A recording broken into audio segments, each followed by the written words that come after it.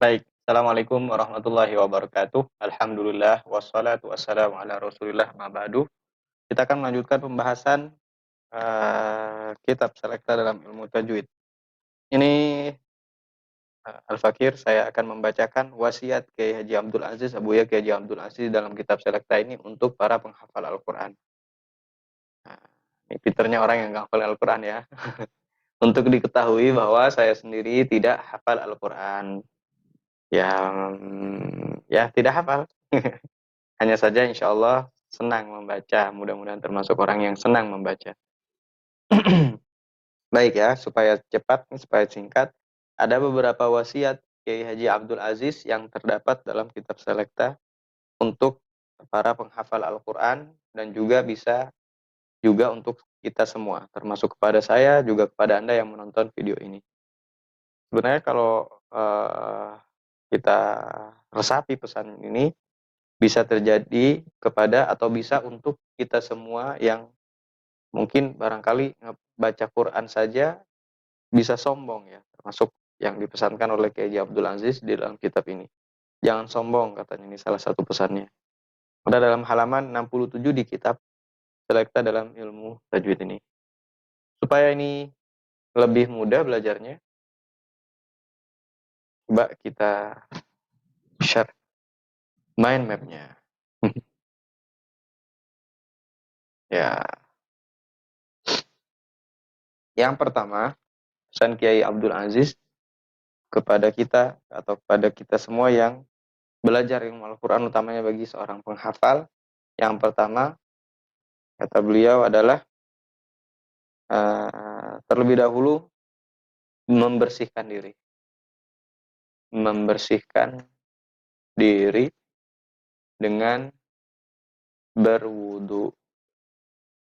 Ya, dengan berwudu. Kenapa berwudu? Ya, karena tidak diperkenankan memegang mushaf tentunya bagi orang yang tidak berwudu. Ya, hakikatnya adalah berwudu sebagai simbol daripada upaya kita membersihkan diri. Karena orang-orang yang berusaha untuk menghafal Al-Quran dengan baik dan benar, mereka memang harus menjaga dirinya, baik secara zahir ataupun secara batin. Khusus kepada kita yang ingin baca Quran, jangan pegang mushaf sebelum punya wudhu ya. La yamassuhu illal mutahharun. Harus suci, baik dari sisi zahir ataupun dari sisi batin ya, kata Kiai Haji Abdul Aziz. Yang kedua, jangan lupakan ta'awud dan basmalah. Saking asiknya ngafalin, akhirnya lupa nggak baca ta'awud. Nggak apa namanya, nggak adab itu namanya ya. Kita ngafalin Al-Quran nggak pakai ta'awud, nggak minta pertolongan Allah Subhanahu wa Ta'ala. Jangan sampai kita seperti itu, insya Allah. Baik dalam membaca ataupun nanti dalam menghafalkannya. Selanjutnya adalah pesan beliau selanjutnya, tabah dan disiplin. Tuh harus tabah dan harus disiplin ya. Karena kalau nggak tabah dan disiplin, sulit untuk bisa sampai pada tujuan, sampai sempurna hafalannya. Waktunya ngafalin, waktunya setoran gitu. Jangan sampai kelewat-lewat ya.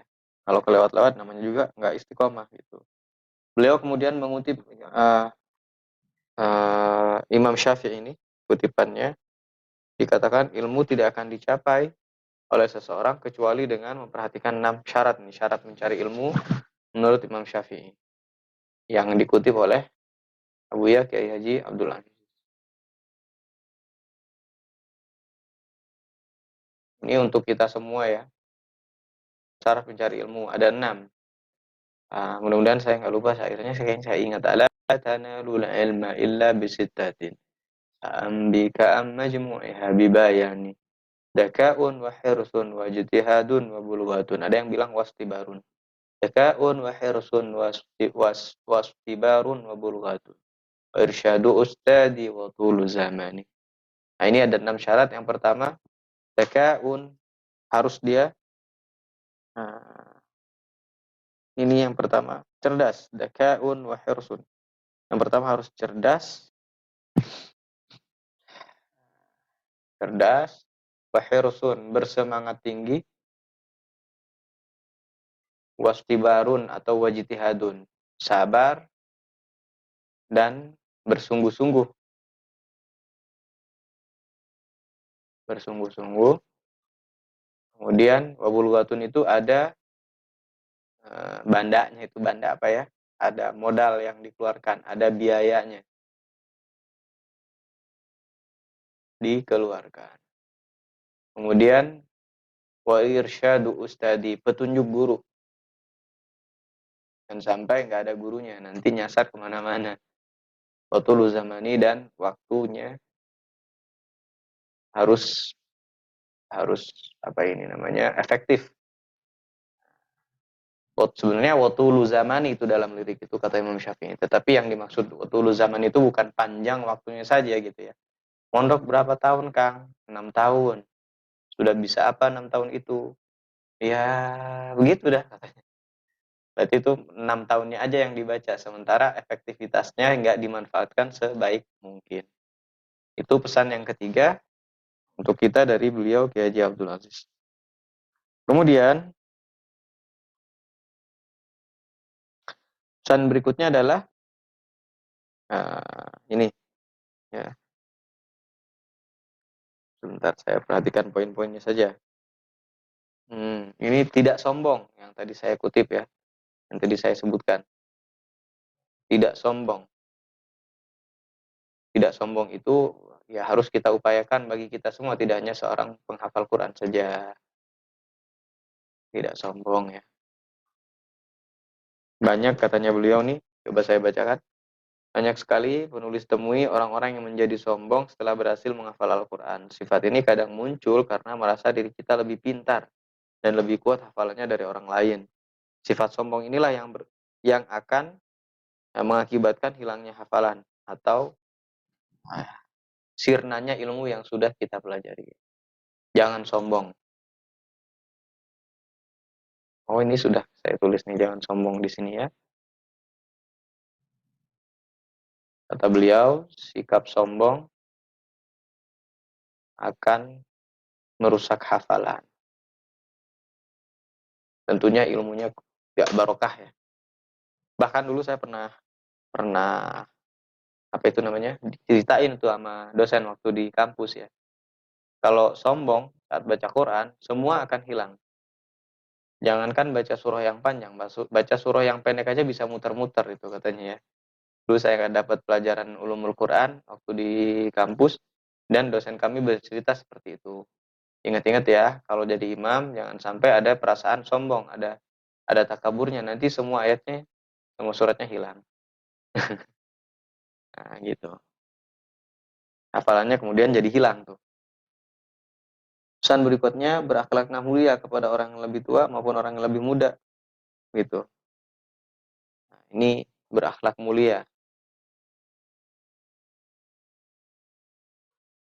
Jadi nggak petantang-petenteng, gitu ya. Nggak petantang-petenteng karena sudah hafal Quran misalnya ya.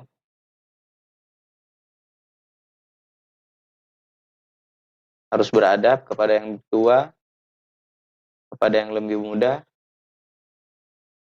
harus berkasih sayang. Ini pesan daripada Kiai Haji Abdul Aziz Baydawi. Dikatakan juga, kata beliau, orang yang sedikit ilmu itu tapi berakhlak itu lebih utama daripada orang yang banyak ilmunya tapi nggak berakhlak.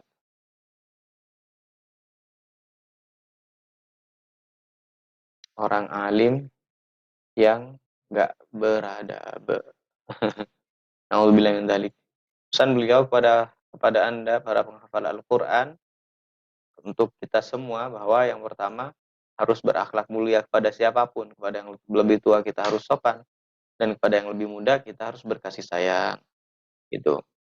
Berikutnya, jauhi tidur sebelum subuh, kata beliau. Kenapa ya? Jelas ya, setelah subuh itu waktu yang, bagus ya, waktu yang istimewa. Jauhi tidur sebelum subuh. Subuh tuh emang kalau tidur sejahtera banget itu ya. Tidur subuh itu sejahtera, maksudnya enak banget udah bawaannya pengen lu bantal aja. Tadarus ogah, murojaah ogah, ngapa-ngapain udah enggak gitu. Tapi diupayakan jangan sampai tidur setelah subuh. Kata beliau nih, banyak orang yang tidak menghiraukan keistimewaan meninggalkan tidur pagi atau melakukan tidur pagi, padahal di dalamnya terdapat faedah yang sangat berarti bagi kita. Di antaranya adalah waktu tersebut adalah pembagian rezeki dari Allah Subhanahu wa taala. Jadi jangan sampai tidur di waktu subuh gitu. Aturan Allah ingin ngasih hafalan sama kita, karena kita tidur maka dikasih sama orang lain gitu. Subuh adalah waktu yang istimewa ya.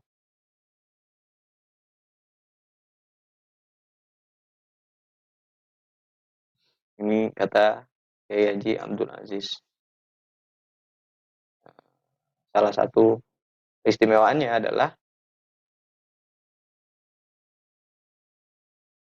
di waktu subuh inilah Allah menurunkan banyak fadilah rizki. Jadi jauhi tidur sebelum subuh. Ini berikutnya pesan beliau secara spesifik diutamakan kepada kita para penghafal Al-Quran, Anda para penghafal Al-Quran, dan secara umum untuk kita semua. Kata beliau pesan berikutnya adalah mengajarkan Al-Quran kepada orang lain tuh, karena mengajar adalah cara paling efektif di dalam mencari ilmu. Mengajarlah, kata beliau ya. Karena mengajar itu adalah cara paling efektif. Bukan kata saya, kata Kiai Haji Abdul Aziz. Efektif di dalam belajar. Nah, misalnya Anda, kita semua nih misalnya nggak terlalu hafal surah An-Nas. Tiba-tiba ada yang mau setoran surah An-Nas. Nah, harus dilayanin, harus diladenin. Duduk, dengerin, nanti lama-lama kita sendiri sadar atau tidak akan lebih mudah mengingat surah An-Nas, akan lebih lancar tajwidnya, bacaannya jadi lebih bagus. Kenapa? Karena ada orang yang nyetorkan ke kita dan kita memberikan perhatian kepada beliau itu, pada orang yang menyetor itu sebagai bentuk tanggung jawab kita. Pesan beliau seperti itu. Gitu ya. Ini dia.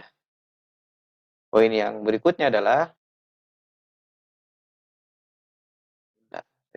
lagi di sini. Pesan beliau berikutnya adalah yang terakhir, sebisa mungkin untuk meninggalkan segala maksiat. Oh, ada sholat tahajud nih ya. Nomor 7 tuh tadi tuh. Ada sholat tahajud. Sholat tahajud sangat dianjurkan terutama bagi penghafal Al-Quran. Karena di saat sholat tahajud, hafalan yang sudah melekat pada diri kita, bisa kita ulang kembali pada saat sholat tahajud. Wah, ini sholat tahajud ya. Nih, selain waktunya, sholat tahajud ya. Selain waktunya istijabah, mustajab, juga bisa murajaah di dalam sholat tahajud itu sendiri. Jadi kalau kita sudah hafal satu dua ayat gitu dibawa dalam sholat, insya Allah akan lebih mudah diingat. Apalagi saat sholat tahajud ya. Selain dari kita bermohon kepada Allah, nah dalam sholat tahajud itu hafalan masih kencang tuh. Gitu. Terakhir ini, nah ini terakhir pesan beliau kepada kita semua adalah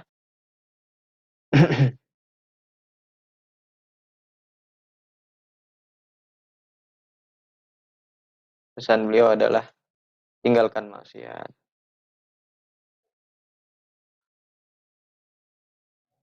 Tinggalkanlah maksiat.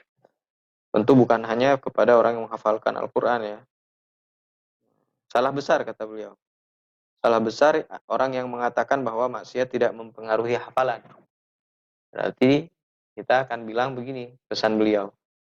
Maksiat mempengaruhi hafalan.